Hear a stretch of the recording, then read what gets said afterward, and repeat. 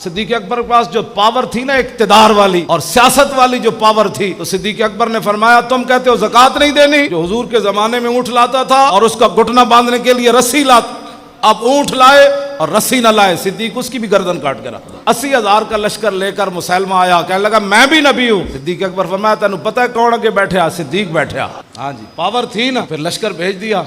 36,000 मुनकरीन खत्म नबुव्वत सिद्दीक अकबर मरवा देते और उस बाग का नाम ही हदीकतुल मौत बन गया। ऐसा ये बाग था कि जिसके अंदर 36,000 बंदे मारे गए। मैं उस इस्लाम की बात करता हूँ। तुसी सारे पाकिस्तान जिथे जिथे तुहाडा दिल करदा है मदरसे खोल दो, तुहाडा जिथे दिल करदा है मसीतां बना लो, जितने दिल करदा है टोपियां पवा दो, जितने दिल करदा है दाड़ियां रखा दो। कदी हुजूर दा दीन जदों तक इक्तिदार दे उत्ते नहीं आएगा, तुसी इस्लाम दा एक गल भी नहीं मनवा सकते। ना यही गल कर रहे, उस दा इस्लाम नूं उत्ते लियाण दा इक्को ही तरीका है कि इस्लाम दे हत्थ च पावर होवे।